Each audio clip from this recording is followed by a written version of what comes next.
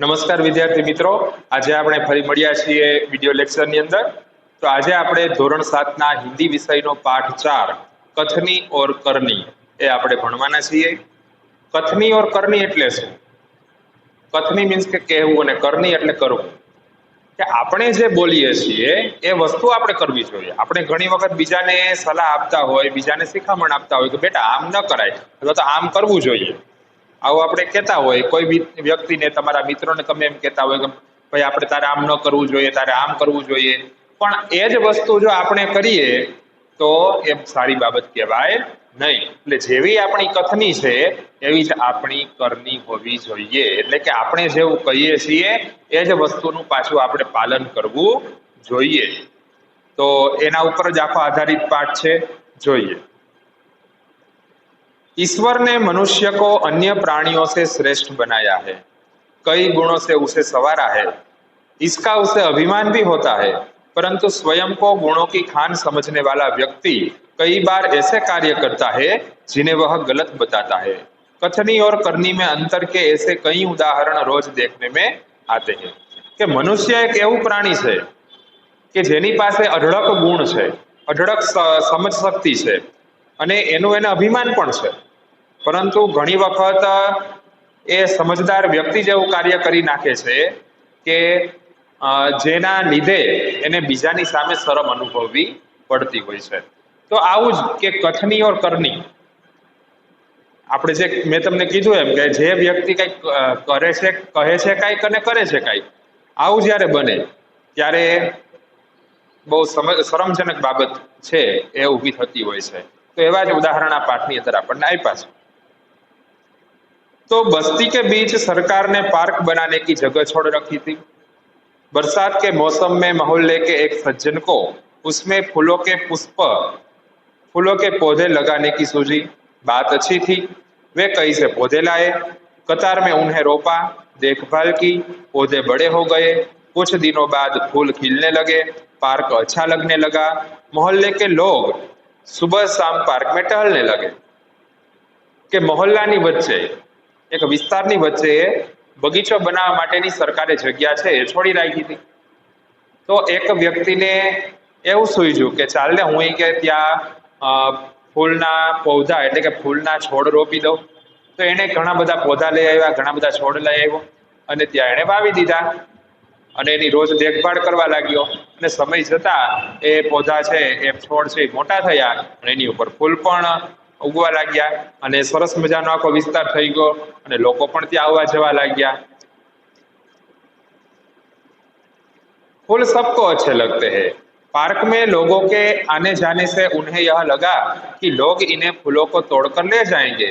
उन्होंने एक तख्ती के ऊपर यह लिखकर टांग दिया कि फूल तोड़ना मना है। फूल तो બધાને સારા લાગે એટલે પાર્કમાં જે આવતા જતા લોકો હતા એ ફૂલ છે એને શું કરતા? તોડતા હતા। આ ભાઈને એવું લાગ્યું કે ભાઈ જે લોકો આવે છે એ ફૂલ તોડવા લાગશે તો બગીચો છે એ સારો લાગશે નહીં। તો એણે શું કર્યું કે એક તખ્તી લીધી, એટલે કે એક પાટિયું લીધું ને પાટિયા ઉપર શું લખ્યું કે ફૂલ તોડના મના છે, એટલે ફૂલ તોડવાની મનાઈ છે, આ રીતે એને લગાડી દીધું। आते जाते सब उसको पढ़ते, कोई भी फूलों को नहीं तोड़ता। पर मजे की बात तब सामने आई जब लोगों ने तख्ती लगाने वाले सज्जन को बड़े सवेरे जल्दी जल्दी फूल तोड़ते देखा। वे अपने शर्म मिटाने के लिए बोले, पूजा के लिए तोड़ रहा हूं। શું થયું કે આવતા જાવતા લોકો છે એ તખ્તીને વાંચતા અને ફૂલ તોડતા નહીં, પણ મજાની વાત એ થઈ કે જે વ્યક્તિએ તખ્તી લગાવેલી હતી કે यहाँ पे फूल तोड़ना मना है, એ જ વ્યક્તિ સવારે વહેલો ઉઠીને ફૂલ તોડવા લાગ્યો અને જ્યારે એને કોઈક બીજા લોકોએ પકડી પાડ્યો તો એને શું કીધું શરમાતા શરમાતા કે મેં તો પૂજા કે લીએ તોડ રહા હું, કે પૂજા માટે હું ફૂલ છે એ તોડી રહ્યો છું। એટલે આવું બને કે પોતે એને લખ્યું કે यहाँ पे फूल तोड़ना मना है, પણ પોતે જ એ ફૂલ તોડવા लाग्યો તો જે એને કહ્યું એને કર્યું નહીં। એવી જ રીતે બસોं में लिखा होता है धूम्रपान करना निषेध है, ધૂમ્રપાન કરવાની મનાઈ છે, એટલે કે બીડી સિગારેટ પીવાની મનાઈ છે, બસની અંદર એવું લખ્યું હોય।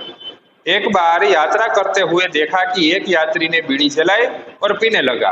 उसे देखकर कंडक्टर ने कहा, भाई साहब बस में बीड़ी सिगारेट पीना मना है, उसने जलती बीड़ी खिड़की से बाहर फेंकवा दी।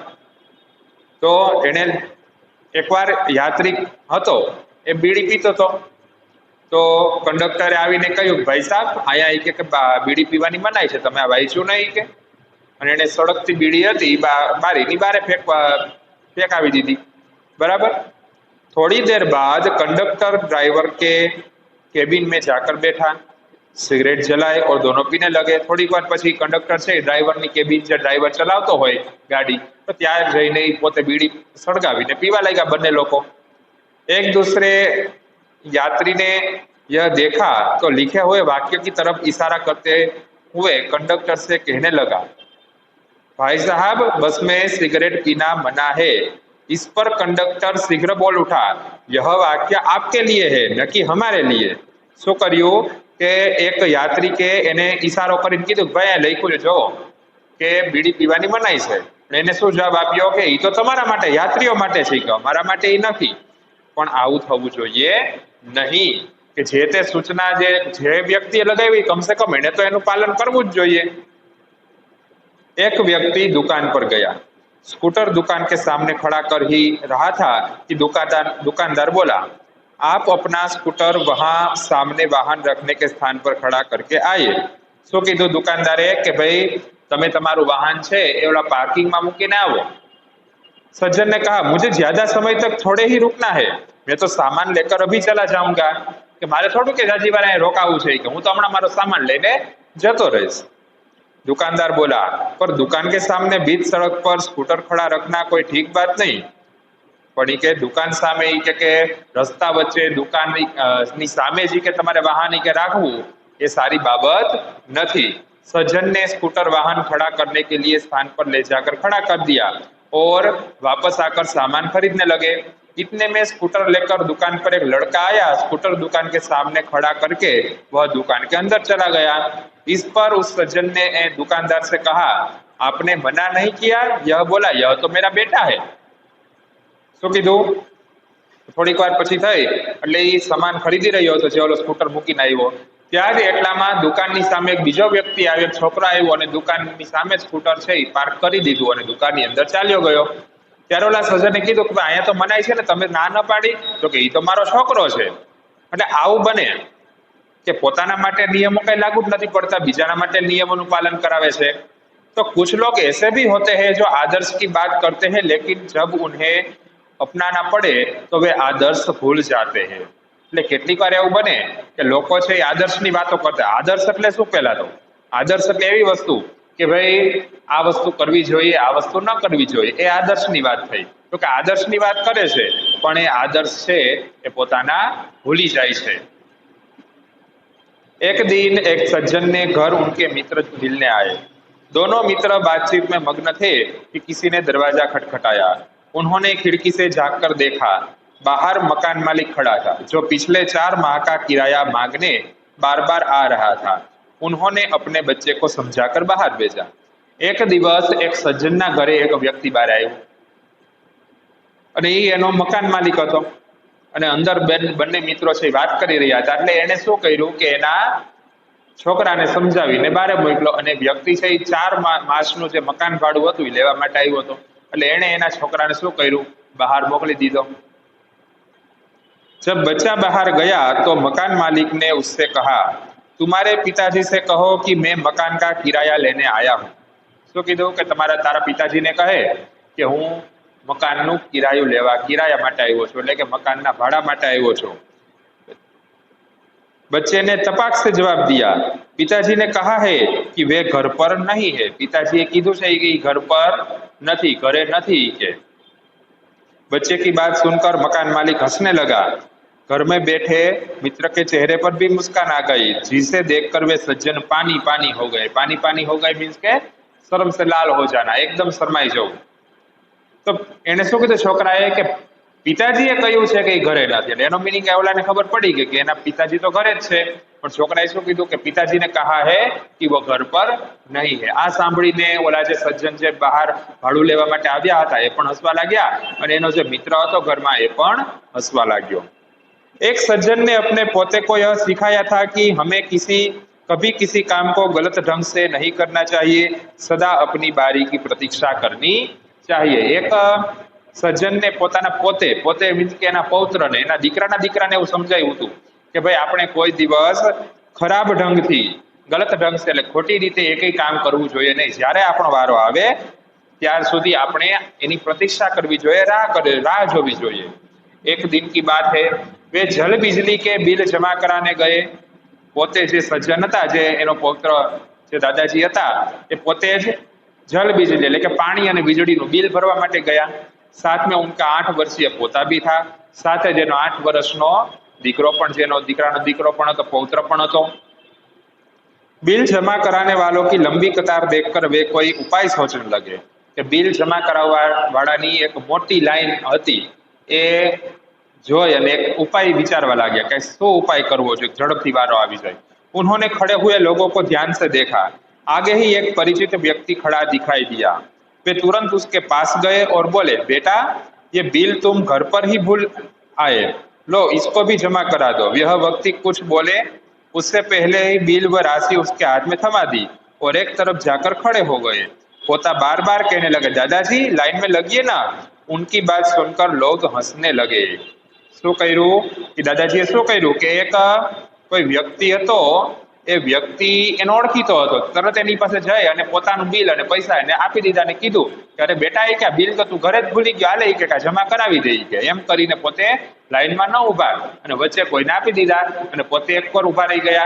त्यारे एनो जे पौत्र हतो एनी साथे गयो हतो એટલે એને શું કીધું કે દાદાજી લાઈન में લગીએ ना, કે લાઈન માં તો તમે કે ઉભા રહ્યો દાદાજી।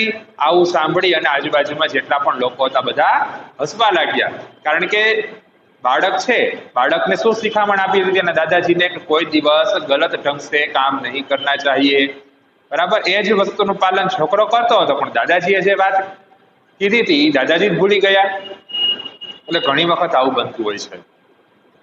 कई लोग ऐसे होते हैं जो आदर्श की बातें तो करते हैं पर इन्हें अपनाते नहीं। કેટલાક લોકો એવા હોય છે કે જે આદર્શની વાતો કરે છે પણ એને અપનાવતા નથી। इस प्रकार का आचरण अच्छा नहीं होता। ऐसा आचरण करने वालों को कभी सम्मान नहीं मिलता, वे हंसी के पात्र बनते हैं। इसलिए हमें कथनी और करनी में सदैव समानता रखनी चाहिए। ते हमेशा हास्यનું पात्र बने છે। એટલા માટે જ આપણે શું કરવું જોઈએ કે આપણું આચરણ કેવું હોવું જોઈએ, તો કે આપણે જે કહીએ છીએ એવું પાછું આપણું આચરણ પણ હોવું જોઈએ। આપણે જે કહીએ છીએ બીજાને આપણે શીખવીએ છીએ એ જ વસ્તુનું પાલન પણ આપણે કરવું જોઈએ। तो हो कथनी करनी एक समान, जग में मिलता तब सम्मान। हो कथनी करनी एक समान, जग में मिलता तब सम्मान। કે જ્યારે આપણી કથની અને કરણી સારી હોય ત્યારે જ આપણને જગતની અંદર દુનિયાની અંદર સન્માન મળે છે, ત્યાં સુધી સન્માન મળતું નથી। તો વિદ્યાર્થી મિત્રો, સરસ મજાનો આ પાઠ આજે આપણે સમજ્યા। ફરી મળીશું નેક્સ્ટ લેક્ચરની અંદર। ત્યાં સુધી બધા જ વિદ્યાર્થીઓ घर पे रहो, सेफ रहो और अभ्यास करते रहो। धन्यवाद।